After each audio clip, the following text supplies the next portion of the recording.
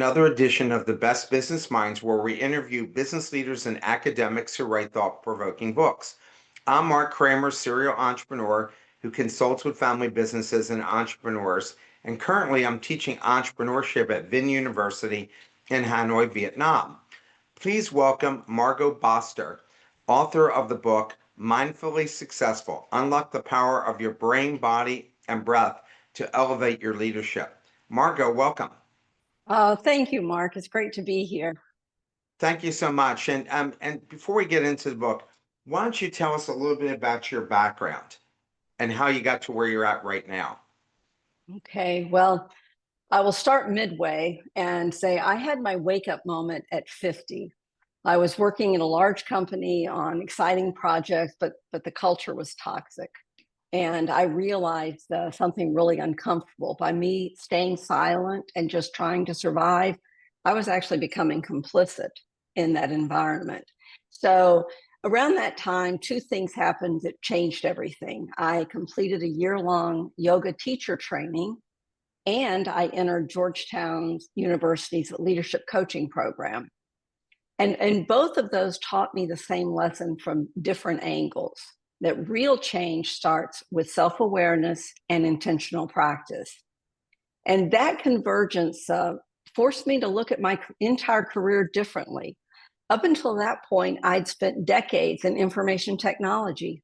I'm an old techie, starting in the 80s in technical and managerial roles, and eventually leading large-scale programs and initiatives. And I love the technology, but I'd always been more fascinated by the people side, how they work together, how they communicate, how they build healthy or unhealthy environments. So those two programs, my yoga teacher training and my Georgetown coaching, gave me clarity and the tools to make a choice.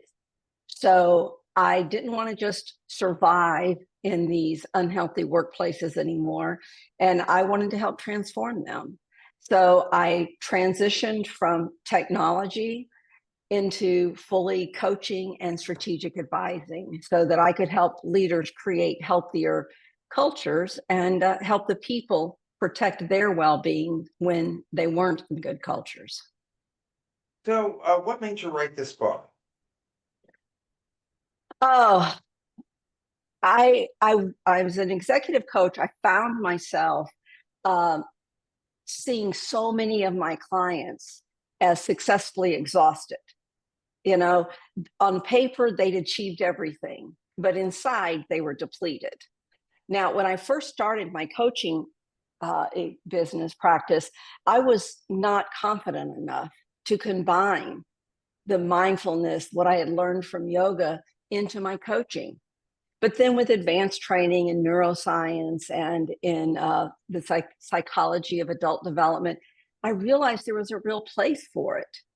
And as I saw one after another leader living on autopilot, they started down a path, maybe intentionally, maybe because it's what others expected, and they got really good at meeting their definition of success.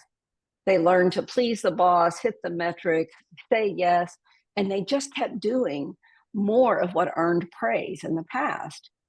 But over time, people would tell them, you look tired or you've lost your spark. And oh my gosh, I can't tell you how many times I heard people say to me, those idiots out there. So they were succeeding, but it was costing them their energy, joy, and sense of self. And so I decided to transfer what I was using in my coaching practice with these leaders and executives into a book to help more people and spread the word even further. I got the feeling, because of your background as a leader yourself in the organizations that you're in, you have great credibility and authenticity when you're dealing with people, because there are people who get certificates in coaching, but they're Yeah. really not, they don't have real experience. It's like academics who teach entrepreneurship but have never done it before. Right. And then if you're a student and you've done some entrepreneurship, you realize they don't know what they're talking about, or they're basing it on some other academic's writing, which is not accurate either. You introduced the idea of being mindfully, and I just gave a talk about this to the biggest Oh, oil company in Thailand on Wednesday.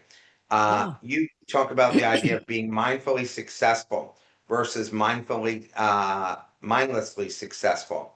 How would you describe the difference in real life? Um, in real life, I think mindfully successful is when you are aware of the choices you make and why you're making those choices. Um, you mindlessly successful is you just keep doing what you've been doing. You ignore, you push forward, and mindfully successful is you're aware of what you're doing and why you're doing it. So a lot of the times, I also talk in the book about conscious and unconscious learning. And the first step that I see in successfully exhausted or mindlessly successful is around uh, going on that autopilot. You know, they continue on doing things they've always done without being aware of why they're doing it or what impact they are having on others and themselves. So that's mindlessly successful. Mindfully successful is really thinking about being aware, what am I doing? How did I get here? And why am I choosing to continue doing this? And then when they're thinking about they're certain on their path on what they want to do, it's being aware of the impact of their actions and inactions on themselves and on others. The story of Michael, the CEO, highlights toxic leadership patterns. What makes some leaders lose touch with humanity in pursuit of results? And you really see this when like the economy dips or some kind of shakeup in the business world. Yeah. At its core, I think it comes down to self protection. I believe most leaders start out with good intentions, but the pressure to perform triggers protective patterns. They get so focused on the outcomes that they lose connection to the people, the emotions, the impact. Michael, the person I talked about, was considered wildly successful, and he may consider himself successful also because the dollars follow him.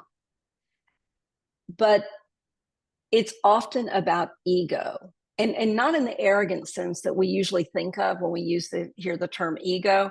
I learned at a mindfulness retreat that both ego and low self-esteem create separation, because whether you believe you're better than others or not good enough, the result's the same. You disconnect, and when you disconnect, compassion and curiosity disappear. One tool that I use with clients is a leadership circle profile 360 assessment. And I like it because it looks not just at what leaders do, but how and why they're doing it. And it identifies three reactive patterns that emerge when we're protecting ourselves. And I see these in the leaders I coach. And the first one is complying, people pleasing, needing to belong, or protecting, staying distant and critical or defensive, and controlling, being driven, perfectionist, and autocratic. And these aren't character flaws, they're survival strategies. So, Michael, the CEO I write about, is a perfect example. I don't believe he was cruel by nature. I think he was scared. He was scared of failure, scared of losing control. So he controlled and berated everything and everyone around him. And that is mindless success in action, laser focused on results, but too afraid or too busy to pause and ask, what am I doing to others? And what am I doing to myself? Have you rescued some leaders from themselves when you're coaching them? Like you were brought in, and like this guy, Michael, and you were able to get them to look in the mirror and acknowledge the mistakes they were making and making actual changes? I have. And I will say, Michael was never one of my clients, and I don't think he was ready for coaching. But absolutely, I look at some of the senior leaders who I coach, and from the outside, they look like they had it all together. And I'm thinking about one gentleman in particular, and he was incredibly stoic. He was incredibly in control, and people were afraid of him. And he was like, I don't know why they're afraid of me. Why don't they speak up? And he had actually was at risk of losing his position. And as we delved into it, he was able to see that his protection of distance was so off-putting to others, because while he was protecting himself, he was coming across as just an arrogant jerk. And so we worked through, there's that realization of what you're doing and the impact. And then we had about a year coaching engagement. So then we started working through, how do you present yourself to the people you're leading? How do you interact with these situations? And I like to think that he was one of my real success stories. He was much more at peace. And he did transition into a different role, still a senior leadership role, but in a different environment. And I keep in touch with him, and he's quite thriving. Well, and that's a good success story, right? To go and Yes. have. And You share a personal childhood story mm, about defining success early on. How does your childhood conditioning continue to shape how we lead today? And do you find what happens in our childhood stays with us through adulthood? yes. And I think that's such an important question. And it's one that I explore often in my work with my leaders. But I need to be clear and make a disclaimer. I'm an executive coach, not a therapist. And Right. one of the key distinctions between therapy and coaching is how we approach the past. So a therapist looks at the past to heal, the looking backward to heal. Coach looks at the past to help them move forward. So while I don't work with clients to resolve trauma, exploring their early conditioning is often essential for understanding the patterns that still influence them today. And the leader I just spoke of, that was absolutely evident in his case. So here's something interesting. Did you know that humans are born with only two innate fears: loud noises and falling? I didn't Everything know that at else, all. yeah, everything else is learned.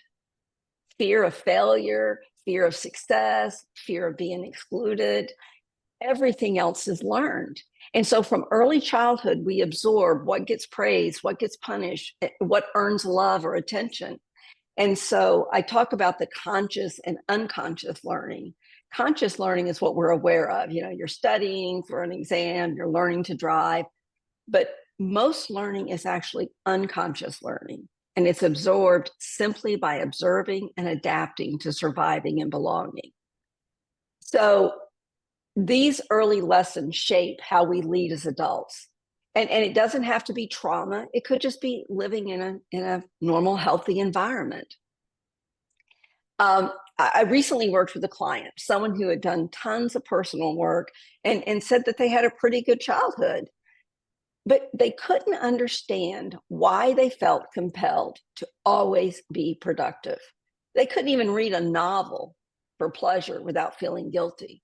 So, what this did was they were always pushing, pushing, pushing themselves, and conversely, always pushing those around them. So, as we explored, she traced it back to her mother, who she had a great relationship with and highly respected. Her mother was a successful professional who was also a loving, present mom. To the outside world, her mother balanced it all. But what the child absorbed was, to be successful, you must always be doing. And that's one example of how childhood conditioning carries forward into our leadership. We think we've long outgrown these lessons, but they still drive us until we pause long enough to notice them, question them, and consciously choose something different. You're right that what you got, and I'm putting in quotes here, what you got here won't get you there. How can leaders recognize when it's time to evolve their definition of success and even how they carry themselves? Yeah. And the quote, "What got you here won't get you there," is from Marshall Goldsmith. Um, and I want to say, though, rather than evolving our definition of success, I encourage leaders to regularly evaluate whether their current definition still fits who they are or who they're becoming. Most leaders do regular business reviews, performance reviews. I always encourage them to add one more, a self review. Do regular self reviews and ask themselves, why am I doing what I'm doing? When I reach this next milestone, more money, more freedom, more recognition, then what? And after that, then what? And I have a story. It's a little bit long, but it's Go so ahead. powerful. Okay, it's one of my favorite stories, the Jamaican fisherman. You may have heard of it. Now, An American businessman's at a Jamaican pier, and he sees a fisherman docked with beautiful catch of yellow fin tuna. So the American asks him, "How long did it take to catch those?" Oh, the fisherman replies, "Oh, only a little while." The American said, "Well, why don't you stay out longer and catch more?" "We have enough. It supports my family." He goes, "Well, what do you do with the rest of your time?" Fisherman says, "I sleep late, I fish a little, play with my kids, make love with my wife, drink rum, play dominoes. We have a full and busy life." So the American, a Harvard MBA, of course, lays out his plan. And he says, "Listen, fish more, buy a bigger boat, then several boats, build a fleet, open a cannery, etc." And the Jamaican said, "Oh, how long this take?" 15 to 20 years. He goes, "Well, then what?" And the American grins and says, "Then you retire rich and move to a small coastal village where you sleep late, fish a little, play with your kids, make love with your wife, and drink rum with your friends." And I like to keep that story fresh because the fisherman was already living the life that the American was working 20 years to achieve. And, success it's isn't a so finish true. line. It is so true.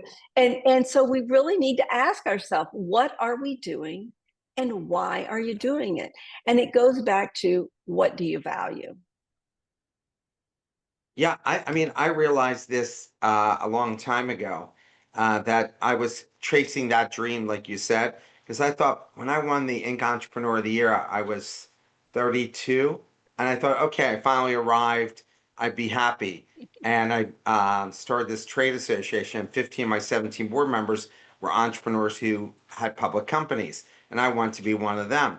And I said, oh, I finally arrived, and my chairman who built Senecor from nothing to a public company and sold it for 4.5 billion. He said, you won't even be happy by the end of the day tomorrow," because he was out there when I got the Mm, award.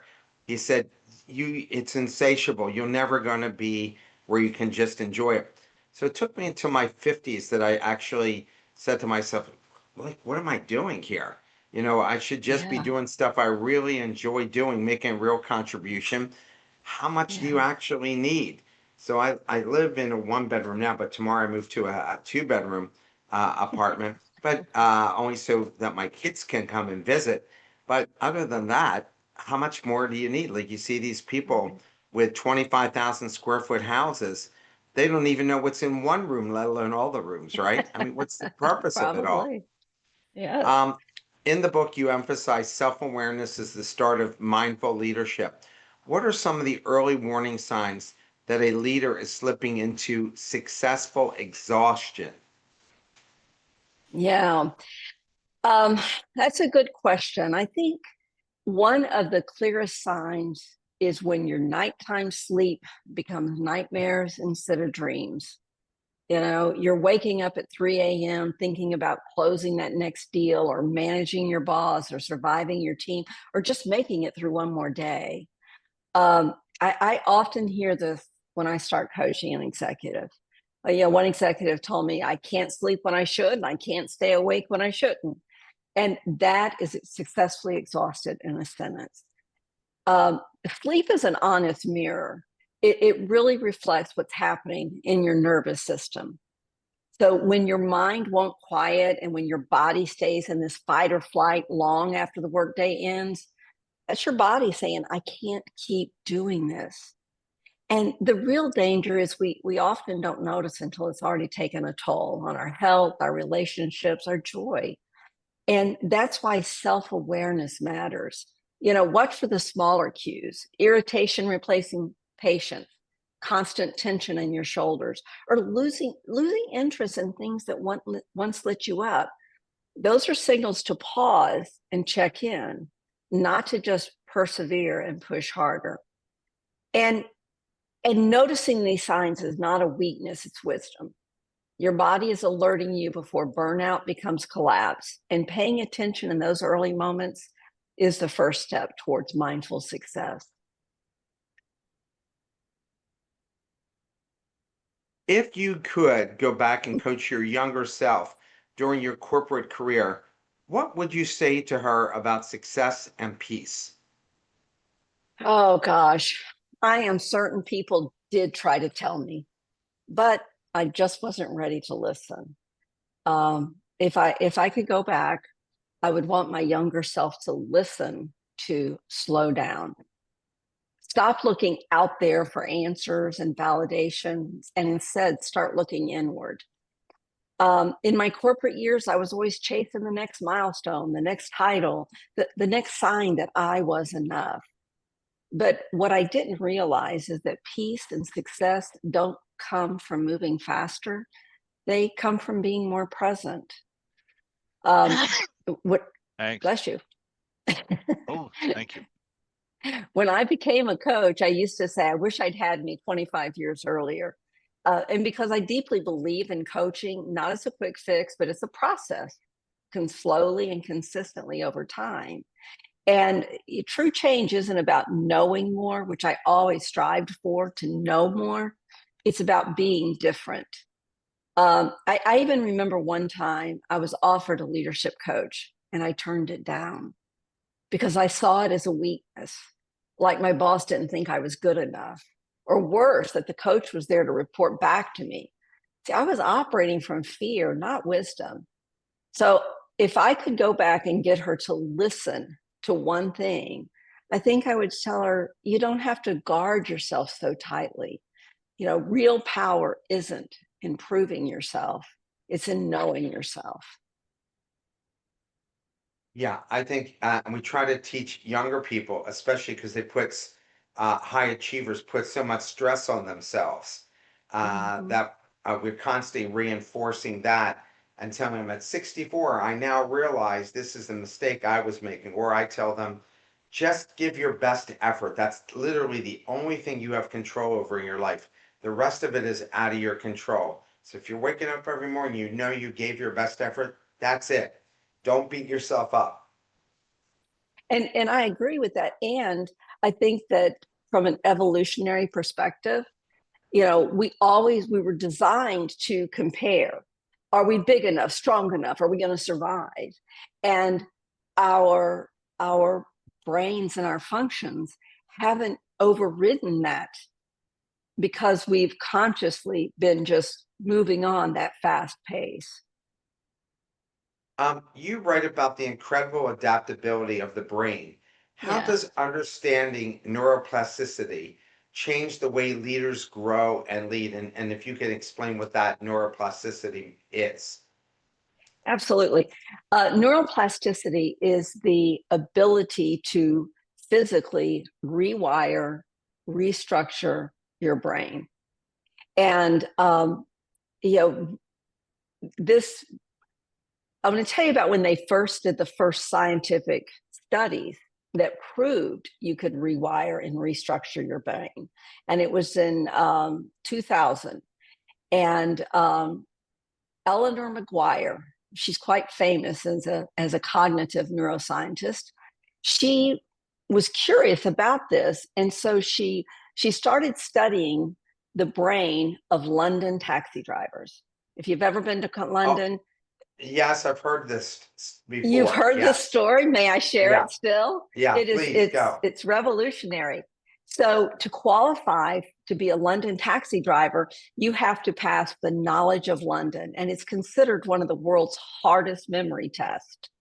So they spend years memorizing every street, every landmark, every route in the 25,000 street maze. So she was curious what effect this had.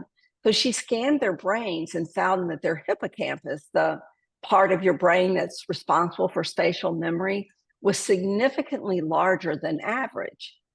And it kept growing the longer they drove. Now, she also thought, well, maybe they're just able to remember this because they have large hippocampus. So she did another study, and it was like, no, it physically grew over time. So that was our first real proof that our brains physically reshape through experience and practice. So with that, it's kind of leaders, people often like to just say, oh, that's just how I'm wired. It's how I've always been. But neuroscience has proven our brains can change at any age. And once you understand that, everything shifts. It's a matter of what do I want to change and how am I going to change? And back to the taxi drivers in a way, I've always had a terrible sense of direction. My husband jokes I get lost in our own house, and he's not always wrong. But for years, I always just said, well, that's just how I am. Well, neuroplasticity has taught me I can't use that anymore.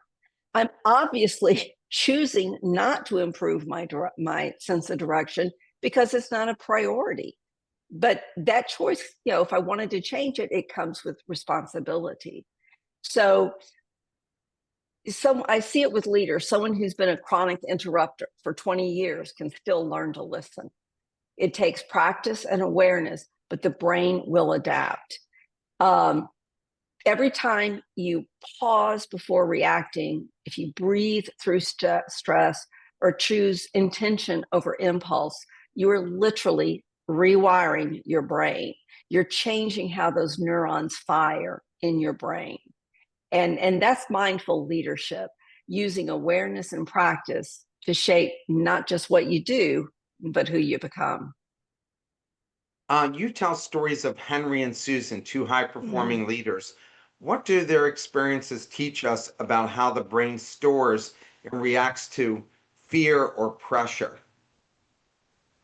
Yeah, both of these are high performing leaders, and their brain they reveal how differently the brain can encode and replay fear.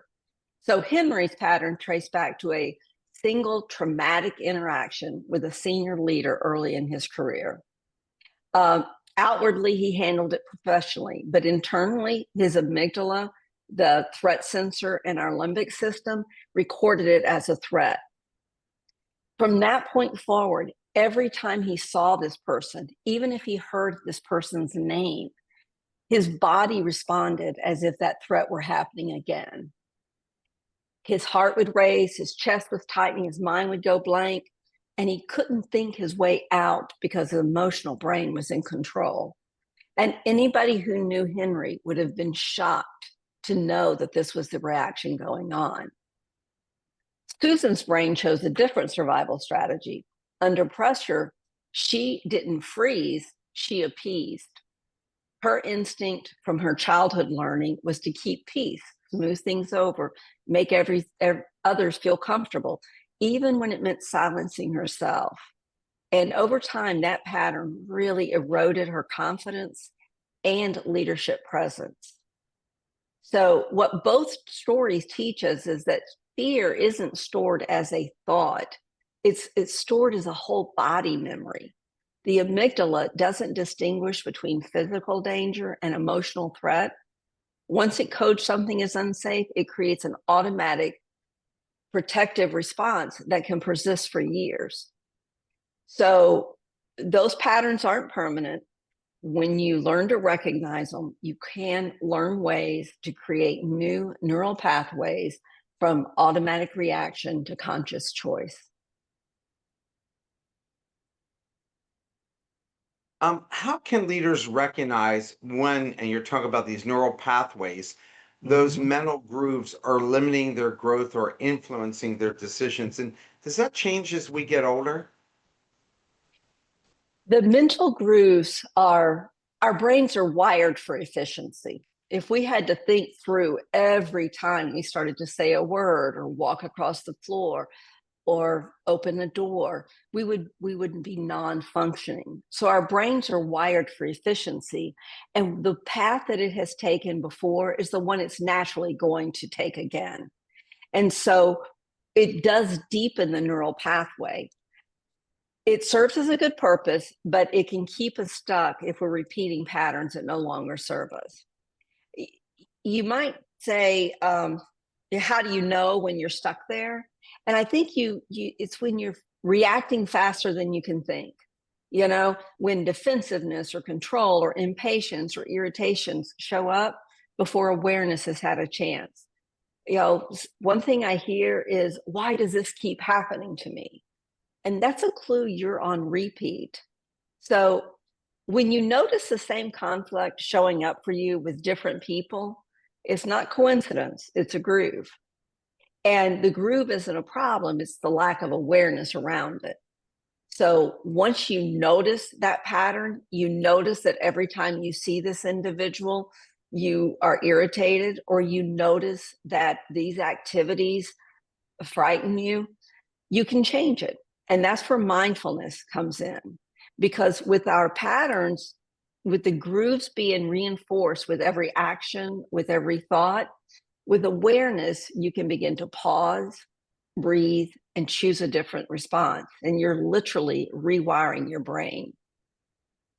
How can leaders train their brains to respond more wisely instead of reacting instinctively? Is it like a specific process and workout like you would do for improving your physical um, abilities and stamina and so forth?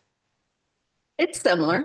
It's similar. And there are a lot of ways to train our brains. The more we know about neuroscience, the more we're able to have evidence and proof of how our brains fire and how we can change them. I talk in the book about the emotional brain, which is the limbic system and the amygdala. Um, and then there's the thinking brain, which is the prefrontal cortex and other lobes in there that help us think and have executive functioning.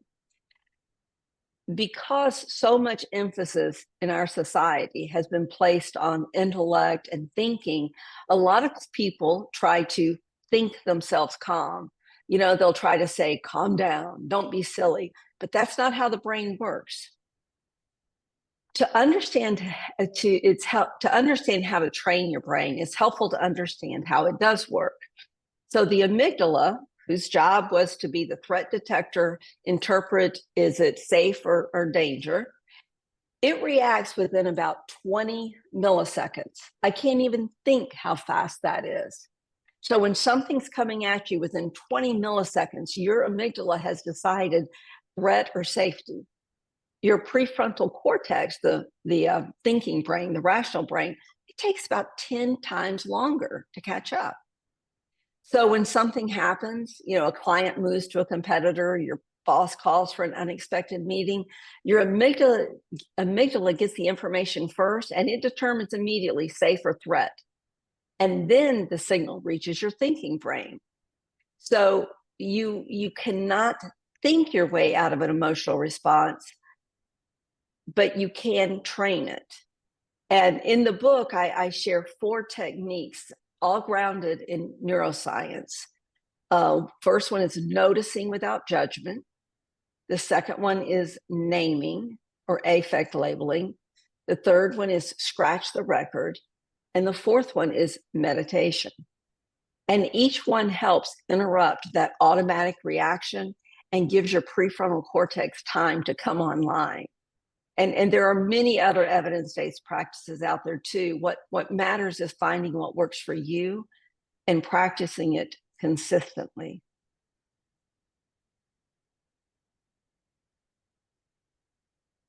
One practical brain training exercise you personally use or teach to your clients, what's one of them? Well, I've used all the techniques described in my book, but the one that I find that leaders find most accessible is called naming. Research by UCLA neuroscientist Matthew Lieberman. He has proven through functional MRI studies that by simply placing a name on an emotion, he calls it affect labeling, it creates a braking system in the brain. So when you consciously name what you're feeling, anger, fear, insecure, you are redirecting activity from the amygdala and you're moving from reacting to responding. Is that So the name way it it, works, tame it? name it, tame it. In essence, it is. But what it's doing is that, yes, if your boss critiques your work, you internally label it one word, insecure. Don't use a sentence, just use one word. You're about to give a speech, name it scared. The act of naming engages your thinking brain. And with practice, here's the fascinating thing is it doesn't just help in the moment. With practice, the amygdala recalibrates. So over time, the events that once triggered you, the boss or the, losing an email or whatever, it loses its power. It absolutely doesn't have the power anymore. The naming becomes automatic. It's very simple, but not easy. It does take practice and willingness and consistency. You dive into the nervous system and how it impacts leadership. How does understanding our body signals make us better leaders, and how do you listen to those signals? Yeah, leadership coaches often talk about leading self, leading others, and leading organizations. And leadership truly does begin with leading yourself. And you can't lead yourself if you don't understand what's happening in this body of yours. Most leaders are focused on optimizing performance from themselves, their teams, or whatever. But you can't optimize anything else until you optimize yourself. Yourself. We're often trained and rewarded to override these signals that we get from our body.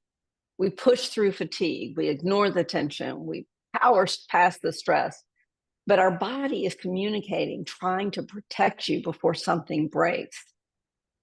If you realize that the nervous system is your body's operating system, it regulates everything, your energy, your emotion, your ability to think clearly.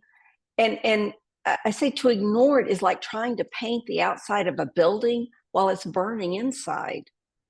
So when you understand your nervous systems, and when you know the difference between feeling activated and regulated, you gain something really valuable: choice. You can stop reacting from threat and start responding. And you can recognize when you're making decisions from fear instead of wisdom. And you can use simple tools, breath, movement, pause, to shift your state in real time. There's a section called There's a Pose for That. Which poses or movements do you personally find more powerful before an important meeting or talk? Yeah, I encourage a regular yoga practice that includes a full range of motions: forward bends, back bends, twists, inversions, because it keeps your body and nervous system in balance over time. But the two poses that I practice and that I encourage with my leaders is mountain pose and chest openers. Mountain pose is you're standing with your feet on the floor and you're aligned from the ground up. You notice your feet, your knees, your hips, your shoulders, your head. And then you just take several slow breaths and settle. And it's remarkable how standing still with full awareness can bring your body and mind into alignment. When I was in my super type A stage, I would practice this in the grocery store checkout line because people were just getting on my nerves. And now I practice it regularly. The other is simple chest openers. Roll your shoulders back and down, maybe extend your arms up in a goalpost and just open up. And what this does is you're opening up through your heart and throat, and it signals to your nervous system, I'm safe. The breath calms you down and your voice steadies. Now, I want to say these chest openers are not those power poses, hands on your hip, taking up space kind of thing. It's about calm power, being grounded, open, and alert. And you can do both of these in 90 seconds. Um, a question from the audience. Can you share a time when a major setback or adversity challenged a person's assumptions about success and describe how you use mindful awareness of your brain, body, or breath, or another practice to transform that experience into a source of growth and new possibility? Mm. Okay, repeat the first part of that question. I've got the last part. It's a long question. Sure.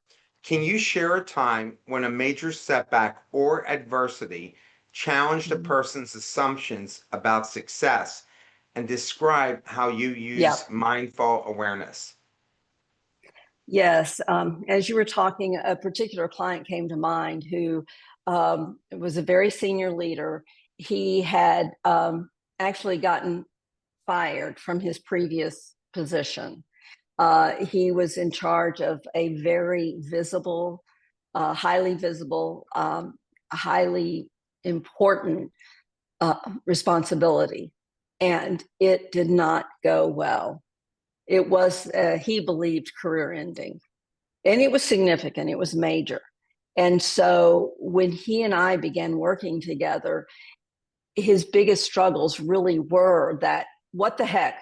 I've lost my career anyway. You know, I may as well give it up, and all of those other people. And it was slow, but we took each of these components, pieces of them, slowly over time. And over the course of the year, he realized that um, he would never have that elevated position that he had aspired for. And he realized and embraced that he was still a successful leader and could have an incredible impact in other ways through his profession, even though he didn't attain that position he wanted. And we did it slowly, piece by piece, using brain training techniques, breath, and the awareness of the autonomic nervous system.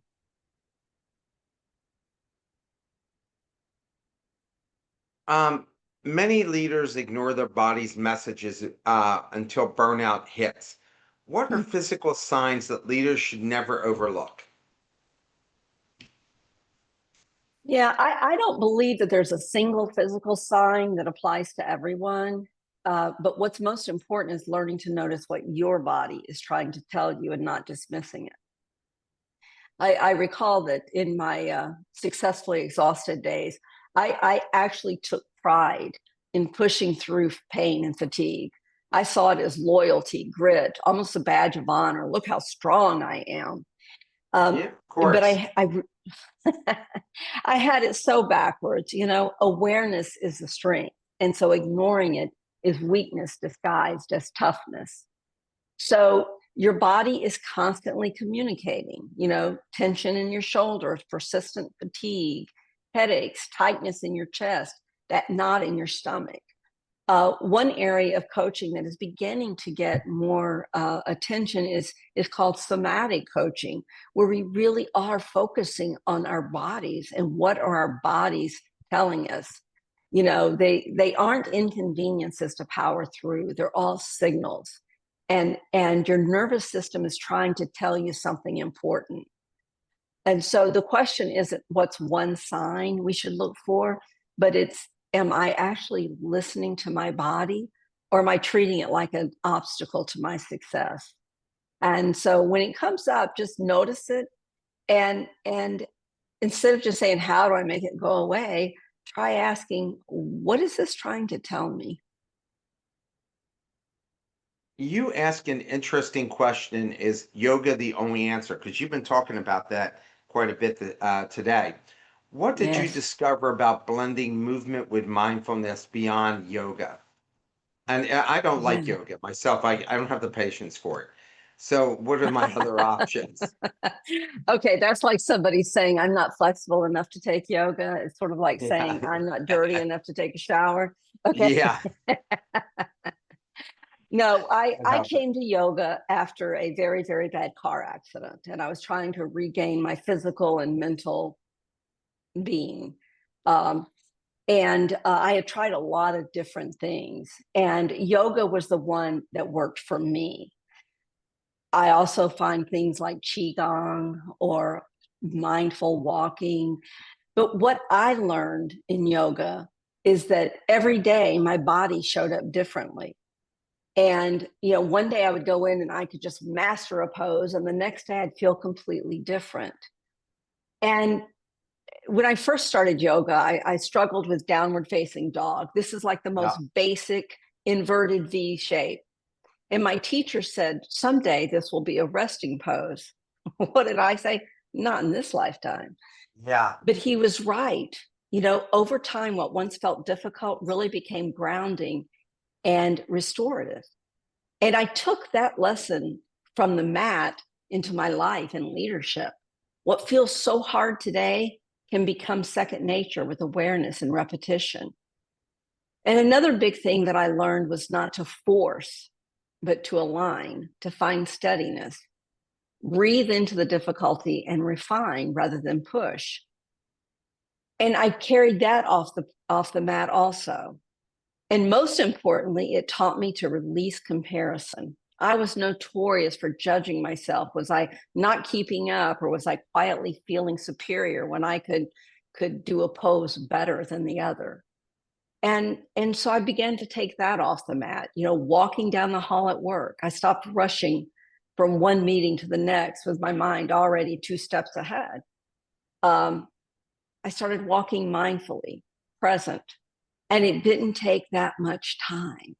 So, yoga is not the only answer. The real answer is in mindful movement, being fully present in whatever movement you're in. I find that to be the case when I'm riding a bicycle. And that's true for a lot of people. If you are also, though, when you're riding a bicycle, there are certain muscles or parts of your body that are not getting exercise, like the psoas muscles, which holds a lot of emotions. If you're doing something else to make certain you even that out after riding, it's lovely, but it is the movement that you are doing mindfully, not forcefully, Because you want to do it. as you want to do it. You say breathing is the bridge between the brain and body. Why Oh, is breath such a powerful yet overlooked leadership tool? what a great question. One that many people should be asking. I describe it as the bridge between the brain and the body. It's the only physiological function that's both automatic and under your conscious control. You can't stop, you can't will your heart to slow down or your digestion to speed up, but by changing your breath, you influence both. So for centuries, yoga and contemplative traditions understood that breath could calm the mind and steady the body. But Western science didn't catch up until about the 1970s, when Herbert Benson at Harvard demonstrated that slow rhythmic breathing triggered the relaxation response. But that was still sort of anecdotal. In the 1990s, with the advances in medicine, Stephen Porges' polyvagal theory revealed how the vagus nerve connects breath directly to emotional regulation and resilience. And we know that when you lengthen your exhale, you quiet the amygdala and activate the prefrontal cortex. So, your question, why has this not been taught as fundamental leadership?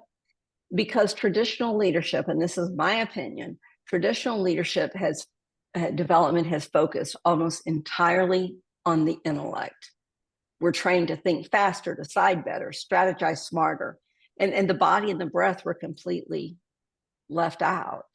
But leadership doesn't just happen from the neck up.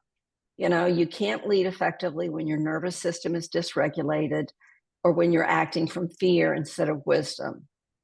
Don't you With the, think people are getting better at this? Because I I do. remember when I was 64 that so many men were having heart attacks in their 50s and Mhm. 60s, which today is incredibly rare. Like I don't have a single friend of mine who's ever had a heart attack, and all of my friends exercise every day. Mhm.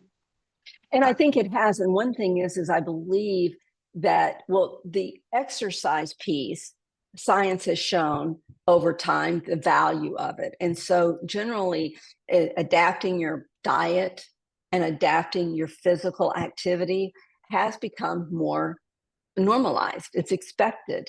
And that again comes from science. But the neuroscience research is a little bit behind.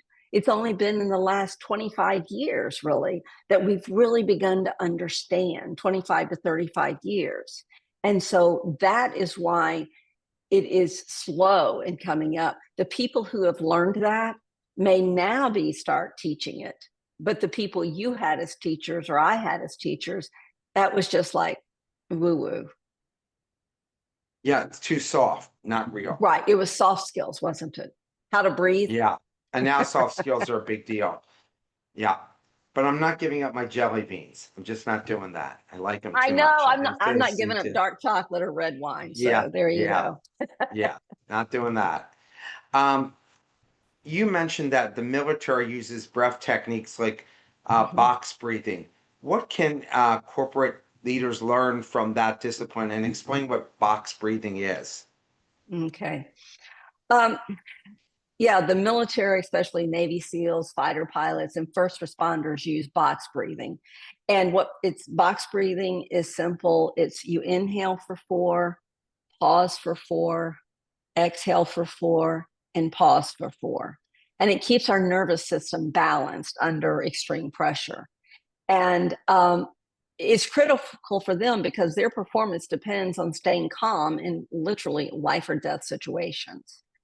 So in corporate life, while the stakes may not be literally life or death, they may feel the same way.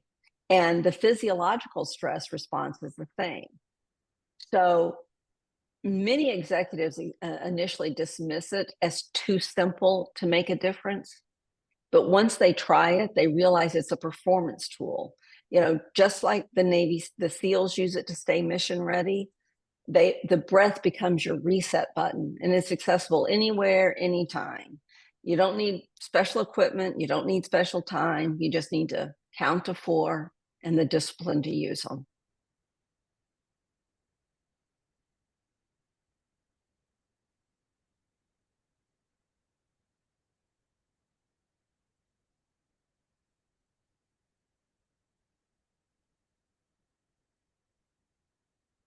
Shall I keep talking?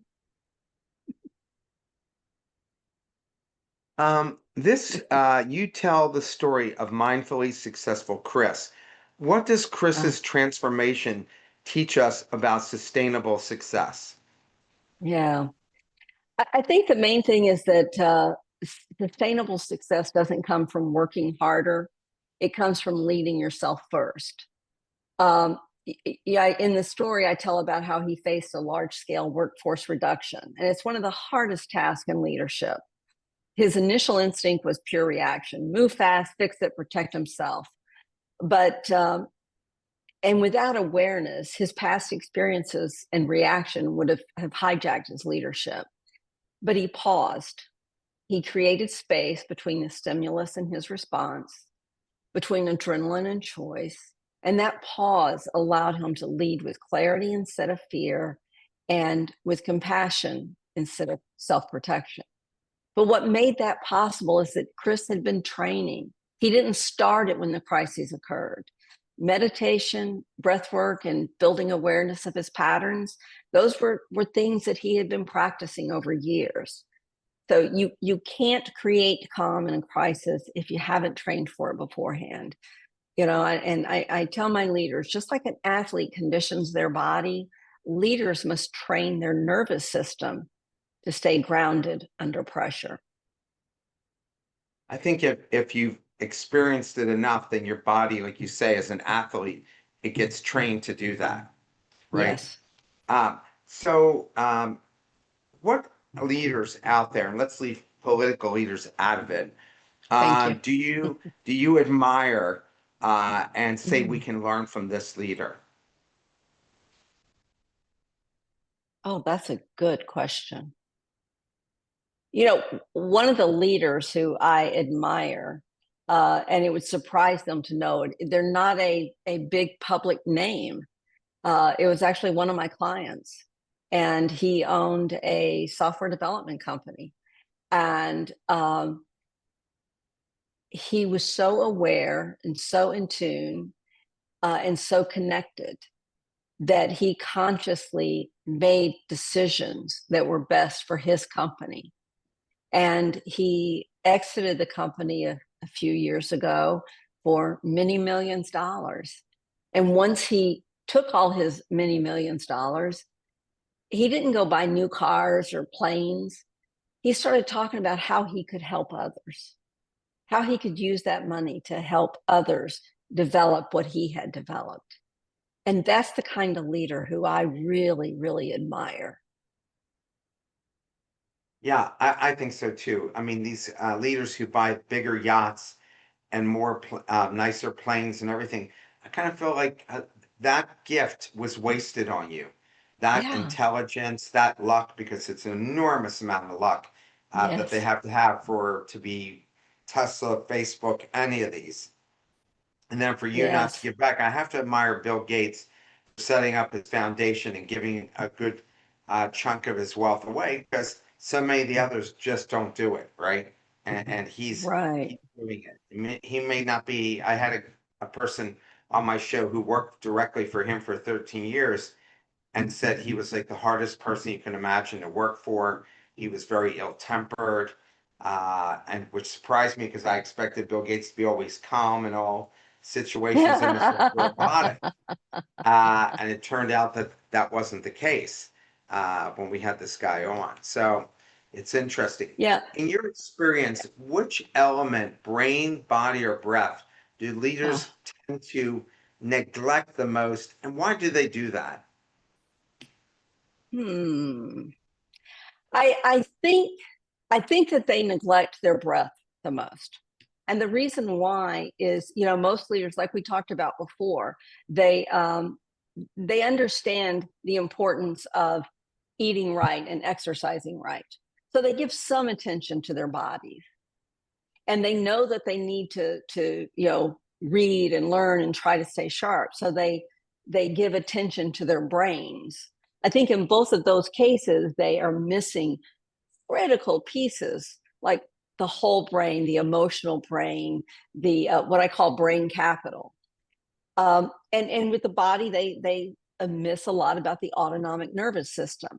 But the most neglected element is the breath, and I think it's because it's so easy. Unless a medical condition draws attention to it, most people never consider how they're breathing or how profoundly it affects every other system. So, I share in the book how I realized I had it backwards. I thought I held my breath because I was stressed, but it turns out I was creating more stress by holding my breath. And so the power of the breath, because it is so simple, is so often overlooked. Here's my last question for you. If a listener finishes your book and wants to begin today, what's the very first integrative practice you would recommend? Well, that follows on nicely with the prior answer is start with the breath. It's the simplest, it's the most accessible practice, and it's the most powerful. And specifically, I suggest 6 minutes a day. Take 3 minutes in the morning before you start your workday and 3 minutes at the end of your day, and just sit quietly and focus on your breath. Set your timer for 3 minutes and just breathe. Those 3 minutes will help you reset your system.